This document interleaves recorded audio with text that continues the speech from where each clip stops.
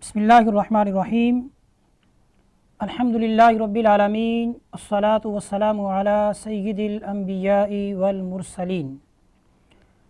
نويت التعلم والتعليم والتذكر والتذكير والنفع والانتفاع والإفادة والاستفادة والحث على تمسك بكتاب الله وسنة رسوله صلى الله تعالى عليه وآله وسلم، والدلالة إلى الهدى والدلالة على الخير ابتغاء وجه الله ومرضاته وقربه سبحانه وتعالى. اللهم أكرمنا بنور الفهم وأخرجنا من الظلمات الوهم وأكرمنا التقوى وجملنا بالعافية يا أرحم الراحمين يا أرحم الراحمين يا أرحم الراحمين. ذكر العلماء في كتبهم وفي فتاويهم أمرا أن يجب على المسلم أن يتعلم وأن يتفقه أمور الدين الضرورية حتى يعبد ربه على البصيرة. وقد ألف العلماء كتبا كثيرا من المطولات والمختصرات، وها هنا اليوم نحن بحمد الله سبحانه وتعالى هو الذي أكرمنا ونحن نقرأ اليوم كتاب عظيم متن نور الإيضاح ونجاة الأرواح الذي ألفه الإمام العلامة حسن بن عمار الشنبلالي. فنبدأ ما تيسر لنا من الوقت مع البركة، فنبدأ. قال المصنف رحمه الله سبحانه وتعالى: ونفعنا به وبعلومكم إلى أن قال: بسم الله الرحمن الرحيم. الحمد لله رب العالمين، والصلاة والسلام على سيدنا محمد خاتم النبيين وعلى آله الطاهرين وصحابته أجمعين. قال العبد الفقير إلى مولاه الغني أبو الإخلاص حسن الوفائي الشرنبلالي الحنفي: إنه التمس مني بعض الأخلاء عاملنا الله وإياهم بلطف أن أعمل مقدمة في العبادات تقرب على المبتدئ ما تشتت من المسائل في المطولات، فاستعنت في الله وأجبته طالبا للثواب، ولا أذكر إلا ما جزم به أهل الترجيح من غير إطناب، وسميته نور الإيضاح ونجاة الأرواح. والله أسأل أن ينفع به عباده ويديم به الإفادة. كتاب الطهارة: المياه التي يجوز التطهير بها 7 مياه: ماء السماء وماء البحر وماء النهر وماء البئر وماء الثلج وماء البرد وماء العين. إلى هنا إن شاء الله سيكون درسنا. بسم الله الرحمن الرحيم. ابتدأ المؤلف هنا كتابه ببسم الله الرحمن الرحيم والحمد لله. لماذا؟ ذكر العلماء وقالوا اقتداء بالكتاب العزيز المستفتح هكذا، يعني كترتيب العثماني الذي بين أيدينا، أي بدأ المصنف كتابه بالبسملة والحمدلة اقتداء بالكتاب العزيز، وعملا بقول النبي صلى الله تعالى عليه وآله وسلم،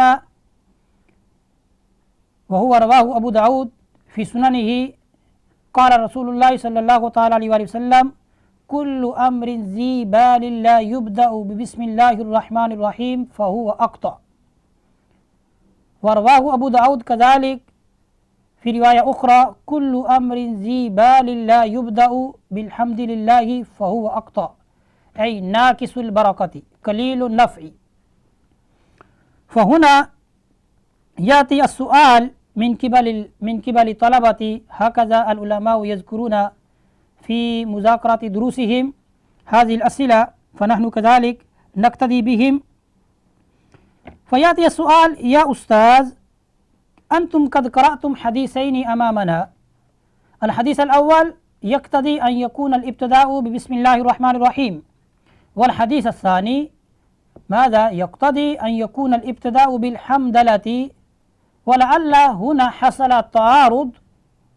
كيف يكون الابتداء بالبسملة أو بالحمدلة في آن واحد. فذكر العلماء إجابة وقالوا لهم يا أولادي يا ولدي، هنا ممكن أن نحمل. أولا قالوا لا توجد هناك تعارض، ممكن أن نحمل أن الابتداء بالبسملة ابتداء حقيقي. ابتداء حقيقي ما هو؟ قالوا ما تقدم أمام المقصود ولم يسبق بشيء. فهنا الابتداء الحقيقي بالبسملة، والابتداء بالحمدلة أي بمعنى عندما جاء بعده بكلمة الحمد لله رب العالمين، فهذه ابتداء إضافي. ابتداء إضافي ما هو؟ هو ما تقدم أمام المقصود سواء سبق بشيء أو لم يسبق، المهم قبل المقصود كذلك. هنا ماذا؟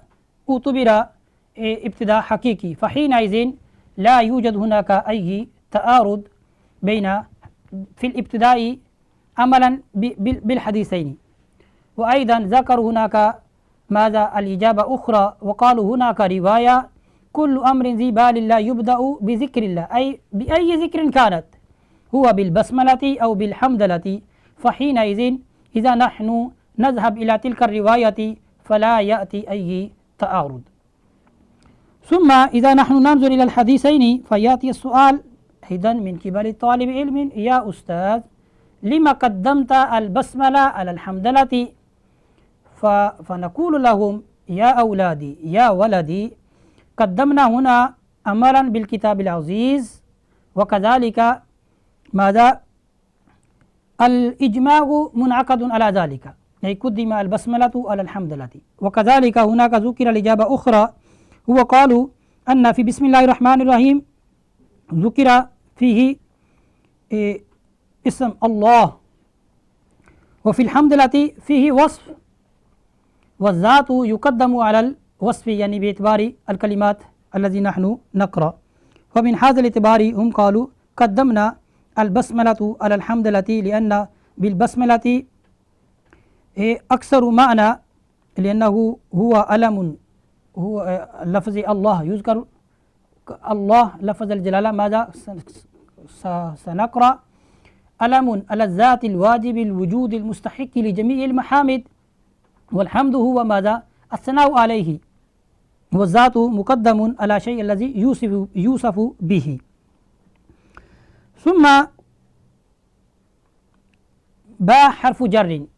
كلمة اسم في اللغة مشتق من السمو، وهو معناه العلو أي الارتفاع ضد الأسفل.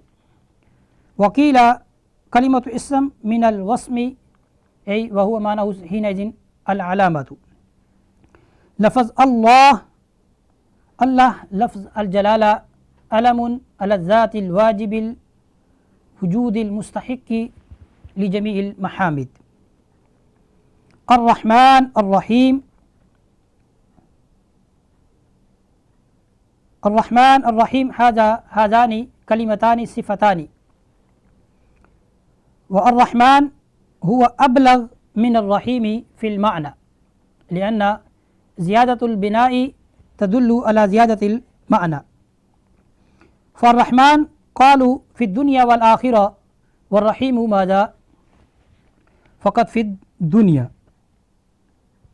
ثم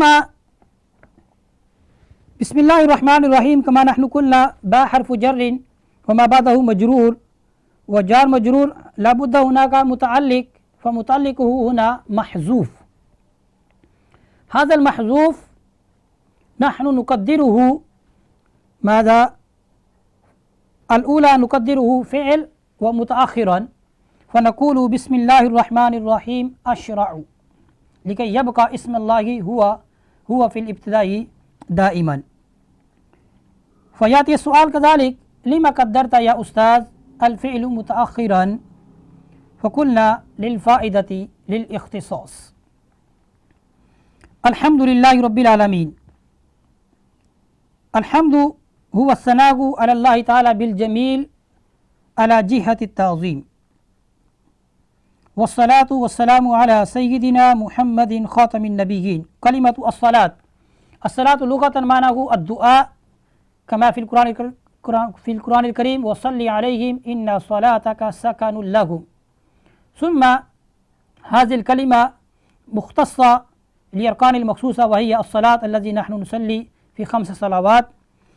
وكذلك هذه الكلمة ذكر العلماء إذا كان هذه الكلمة نسبته إلى الله سبحانه وتعالى فحينئذ سيكون معناه الرحمة، أي الرحمة من الله. وإذا كان من الملائكة يكون ماذا؟ الاستغفار. وإذا كان من الآدميين يكون حينئذ معنى التضرع والدعاء. والسلام أي بمعنى التسليم على سيدنا محمد صلى الله تعالى عليه وسلم. كلمة محمد علم منقول من اسم مفعول المضاعف العين، موضوع لمن كثرت خصالته الحميدة، سمي به نبينا محمد صلى الله تعالى وسلم بالإلهام من الله تعالى لجده صلى الله تعالى عليه وسلم. وشان المؤمن هو ماذا؟ أن يكثر الصلاة على النبي صلى الله تعالى وسلم. وهكذا كان السلف كلما ماذا؟ يخطبون ينصحون أناسا أو يؤلفون كتبا فيذكرون أولا بسم الله والحمد لله والصلاة على النبي صلى الله عليه وسلم. ونحن كذلك ينبغي نحن نحافظ على هذا الشيء. أي شيء نحن نبدأ شيء مباح نحن نذكر الله سبحانه وتعالى ونسبحه وماذا؟ ونصلي صلاة على النبي صلى الله تعالى عليه وآله وسلم. خاتم النبيين. وذكر المؤلف هنا صفة عظيمة وهي ما يتعلق بختم النبوة، وهذا أمر مهم جدا خاصة في هذا العصر بل في كل زمان. نحن ننصر النبي سيدنا محمد صلى الله عليه وسلم من جميع النواحي، وخاصة من هذه الناحية الذي الآن ماذا في زمن الماضي في الهند ادعى شخص النبوة القاديانية، وطبعا الذي ينكر ختم النبوة هو كافر. فهؤلاء ماذا؟ القاديانية على صورة المسلم يشترون الناس، وهم الآن يبنون المساجد وعندهم مشاكل كثيرة وعقائدهم باطلة، فينبغي الاطلاع عليهم وكيف نحن نحافظ أمتنا أمة سيدنا محمد صلى الله عليه وآله وسلم تمام عن هذه الفكرة الباطلة. فالصفة كما هنا ذكر خاتم النبيين، رأيت كثير من المؤلفات يكتب هذه الصفة وكذلك في الخطب، فينبغي المحافظة على هذا والتنبيه على الناس دائما بقراءة هذا الحديث لا نبي بعدي كما قال رسول الله صلى الله عليه وسلم. وعلى آله الطاهرين، والمراد به الآل هنا أزواج مطهرات وسيدنا الحسن والحسين وسيدة فاطمة الزهراء وسيدنا علي رضي الله تعالى عنهم وأولادهم وصحابته أجمعين. الصحابي هو من صحب النبي صلى الله عليه وسلم وآمن به ومات عليه، فهو ماذا؟ الصحابي، أي أسلم على يديه ومات على الإيمان، هو الصحابي. أجمعين، كلمة أجمعين هذا هو أتى به بحيث هو يقول ينبغي لكل مؤمن لا يكون في قلبه أي غل في أي صحابي، وشان المؤمن لا يكون في قلبه غل ولا هو يتكلم سوءا عن أي صحابي. فمن يتكلم هنا الآن أنا أذكر هذه الفائدة، من يتكلم سوءا في أي صحابي من الصحابة من أصحاب رسول الله صلى الله عليه وسلم فيكون في قلبه غل، ربما هو ماذا؟ يذهب إلى المهلكة ويهلك نفسه وهو لا يدري. فحافظوا كذلك أنفسكم كلما نذكر أصحاب رسول الله صلى الله عليه وسلم بكل تعظيم. فهنا حينما ذكر أجمعين ويقول ليس في قلبي، المؤلف نفسه هو يقول لماذا أنا جبت بهذه الكلمة أجمعين؟ لكي يعرفون الذين يتبعون يسمعون كلامي يا أيها الناس ليس في قلبي أي غل في أي صحابة، فهذا هو المطلوب. ثم قال العبد الفقير إلى مولاه الغني أبو الإخلاص حسن الوفاعي الشرنبلالي الحنفي. ثم هو بنفسه يقول العبد الفقير إلى مولاه الغني، يا أيها الناس أنتم الفقراء إلى الله. كل الناس هو ماذا؟ هو ماذا؟ هم فقراء إلى الله سبحانه وتعالى. فهو الآن يبين ماذا عجزه في حضرة الله سبحانه وتعالى. وقال أبو الإخلاص حسن الوفاعي الشرنبلالي. كلمة الشرنبلالي هذا المنطقة الذي كان يسكن الشيخ هو شبرا بلول، ونسبته سيكون ماذا؟ الشبرا بلولي، لكن اشتهرت كلمة الشرنبلالي غير قياسي. إنه التمس مني بعض الأخلاء إلى آخره العبارة قد قرأنا. الآن هو المصنف يذكر سبب تأليف لماذا أني قد ألفت هذا الكتاب. فهو قال التمس مني بعض الأصدقاء، تمام. هكذا المشايخ والسلف الصالحين يؤلفون الكتب يذكرون الفوائد بطلبة بأحد تلامذتهم، فهكذا أو أصدقائهم. هو يقول طلب مني بعض الأصدقاء بعض الأخلاء أن أعمل مقدمة في العبادات ما تقرب على المبتدئ ما تشتت أي ما تفرقت من المسائل في المطولات، فاستعنت في الله وأجبته طالبا للثواب. أي بعد ذلك أنا قلت لهم طيب أنا سأفعل، علشان ماذا؟ طالبا للثواب. دائما يبحثون رضا الله سبحانه وتعالى. هكذا كان نيات الصالحين نيات سلفنا. فلكل طالب علم دائما هو ماذا؟ يتجدد نيته. إذا هو ليس عنده نية، فهكذا كان مشايخنا، وسمعت من مشايخ كثيرا في بلد تريم هم يقولون نوينا كما نوى سلفنا الصالح. سبحان الله، هذه نية جميلة جدا. إذا لا تستطيعون أن نصحح النية فنقول نيتنا كما نوى سلفنا الصالحون. وبعد ذلك ماذا قال؟ يمدح هذا الكتاب ويقول ولا أذكر إلا ما جزم به أهل الترجيح من غير إطناب. ميزة هذا الكتاب الذي بين أيدينا، الشيخ لا يذكر إلا ما جزم به أهل الترجيح من غير إطناب، أي يذكر المسألة المعتمدة عند سادات الحنفية. وسميته نور الإيضاح ونجاة الأرواح، والله أسأل أن ينفع به عباده ويديم به الإفادة.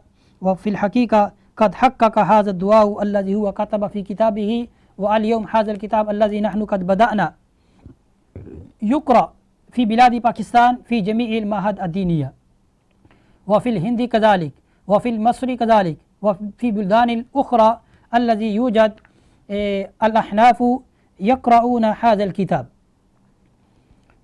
فنبدأ الآن كتاب الطهارة. الطهارة لغة معناه النظافة، سواء كانت حسية أم معنوية. المياه التي يجوز التطهير بها 7 مياه. أي كم المياه يجوز أن نتطهر به أنفسنا؟ فذكر الشيخ 7 مياه يجوز التطهير بها. الأول ماء السماء. ما هو ماء السماء؟ هو المطر الذي ينزل من جهة السماء. قد قال الله سبحانه وتعالى وينزل عليكم من السماء ماء ليطهركم به، فهو طاهر بنص القرآن الكريم. ماء البحر. ماء البحر ها هنا هو ماذا؟ الماء الملح. والدليل أنه مطهر قول رسول الله صلى الله عليه وسلم الطهور، وقد سئل عنه حكم التطهير بماء البحر الملح فقال هو الطهور ماؤه الحل ميتته. ثم وماء النهر. المراد به هنا الماء النهر هو ماذا؟ الماء العذب الذي يكون في الأنهار مثل نهر النيل، نهر الفرات، والدجلة بالعراق. وماء البئر. ماء البئر هو الماء الذي ماذا تحت الأرض، تحت الأرض. وماء الثلج وماء البرد، ماء الثلج وماء البرد الماء الذي قد جمد بشدة البرد وينزل من السماء يشبه بالحصاء، يجوز التطهير بها بشرط ماذا؟ أن يذوب هذا الشيء، هذه الحصيات الذي قد جمد. وماء العين كذلك يجوز التطهير به، الماء العين الذي يجري على الأرض. تمام. فإلى هنا نحن نكتفي درسنا، فالله سبحانه وتعالى يلهمنا صوابا ويشرح الله سبحانه وتعالى يشرح لساني ويفتح لساني حتى أنا ألقي دروسا في أحسن الحالة. فالله سبحانه وتعالى يفقهنا في الدين ويعطينا العمل. وصلى الله على سيدنا مولانا محمد وبارك وسلم عليه، والحمد لله رب العالمين.